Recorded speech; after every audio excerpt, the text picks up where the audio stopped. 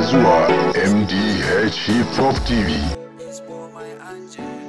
Ko kun san cewa Rahama Sadau ita ce jarumar da ta fi kowace jaruma kyau da iya kwalliya a Kannywood?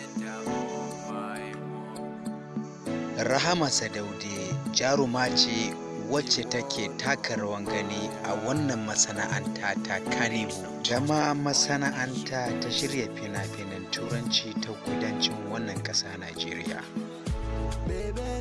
Rahama Sadau dai ta ƙware wajen tika rawa a wannan masana'anta ta Kannywood, wanda a zamani na yanzu babu wata mace wacce ta iya tika rawa irin ta.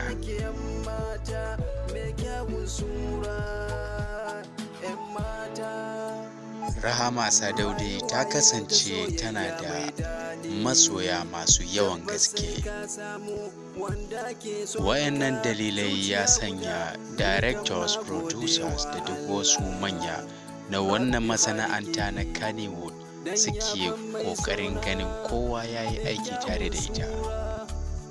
Rahama Sadau mace ce wacce take da natsuwa, ga kuma kamun kai da kuma riko ga addininta.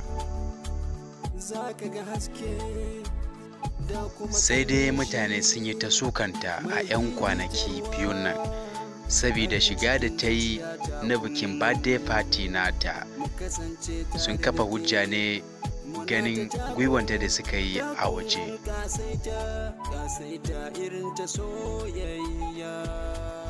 Wannan maganganu na ɓatanci da aka yi mata ya fusatar da ita, yayin da ta maida wa mutane martanin cewa gonarta ne a barta ta girbi abin da ta shuka. Sabida haka al'umma mu kyautatawa Rahama zato, sannan in banga ta yi wani abu wanda bai dace ba mu taya ta da addu'a, ba wai mu fito muna ta caccakanta haka ba. Ƙarshen labarin kenan. Kada mu manta mu danna subscribe MDH Hip Hop TV.